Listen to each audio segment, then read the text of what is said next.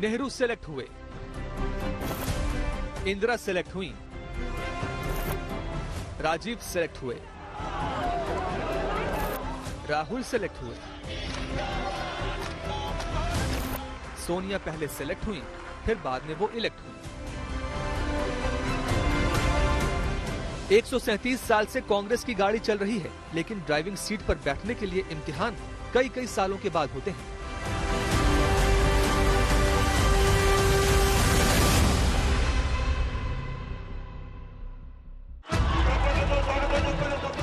एक 137 साल का कांग्रेस अध्यक्ष पद का इतिहास इलेक्शन और सिलेक्शन के बीच ही झूलता रहा।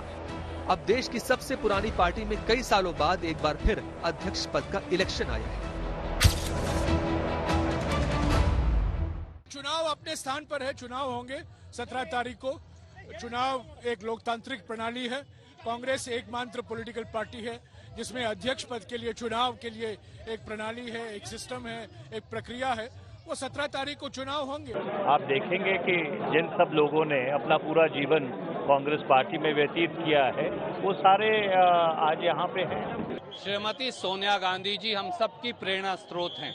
उनका साहस, उनका बलिदान, उनका जीवन, उनकी कार्यशैली हर कांग्रेस जन, आम जनमानस के लिए प्रेरणादायक है। मैं सोचता हूँ कि ऐसा चुनाव किसी राजनीतिक दल में नहीं होता है। कांग्रेस का ये इतिहास है, कांग्रेस की ये परंपरा रही है कि हम लोग बिल्कुल चुनाव को चुनाव की तरह लेते हैं। चुनाव आया है तो रोमांच भी लाया है। जितना जोश कांग्रेस में है उससे कहीं ज्यादा चर्चा विपक्षी खेमे में है। जब से शुरू हुई है यात्रा तब से देखिए हमारा चल रहा सेवा पखवाड़ा, इनके यहाँ चल रहा अध्यक्ष पद का अखाड़ा। अरे हम बचपन में सुनते थे, कांग्रेस कहती थी सारे भारत से नाता है, सरकार चलाना आता है। जनता ने दिखा दिया सरकार चलाना किसको आता है। अब क्या नारा हो गया, केवल परिवार से नाता है और बच बच के निकलना आता है। इंडियन नेशनल कांग्रेस का कोई विचार रह गया है क्या? बताइए, कोई विचार रह गया है क्या?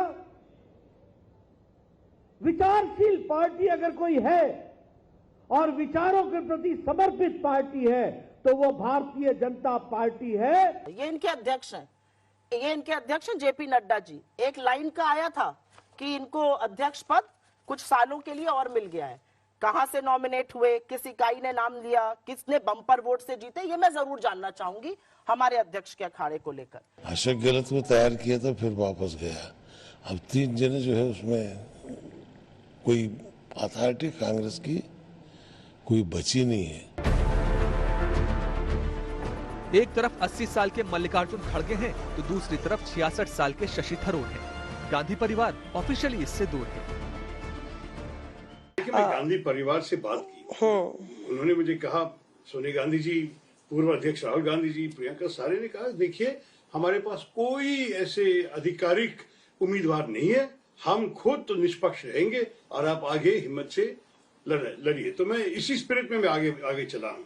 मुझे पता है कि कुछ लोग कह रहे हैं और कुछ लोग शायद दूसरों को फोन करके कह रहे हैं कि ऐसे मत कर, थरूर साहब के पास मत जाना क्योंकि गांधी परिवार संतुष्ट नहीं होंगे। ये तो सही नहीं है। दोनों को मिल के लड़ना है। हम दोनों एक ही घर के लोग हैं।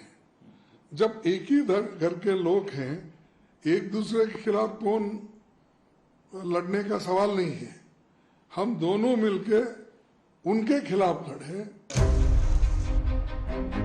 खड़गे गांधी परिवार के करीबी माने जाते हैं तो थरूर बदलाव की बात करते हैं, लेकिन चुनावी जंग में कोई किसी के खिलाफ नहीं है। अगर आपका मन, अगर आप चाहते हैं कि सब कुछ ऐसे ही निरंतर कंटिन्यू करते रहे जैसे हम कुछ सालों से देखे हैं पार्टी में, तो नेचुरली मुझे आपका वोट नहीं मिलेगा, क्योंकि मैं बदलाव क्या उम्मीदवार हूँ, मैं परिवर्तन के लिए खड़ा हूँ। वैसे भी मेरे ख्याल में अगर खारगे साहब जीते या मैं जीते, अंत में कांग्रेस की जीत होनी चाहिए। ये चुनाव तो कांग्रेस की मजबूती के लिए है और मैं इसमें तो बिल्कुल लगा हूं। और आपको पता है कि 9 दिन बाकी है। इस 9 दिन में पूरा जितने भी लोगों से मिल सके, संपर्क कर सके, मैं कर रहा हूं। कांग्रेस में अध्यक्ष पद के चुनावों की कहानी 1939 से शुरू होती है।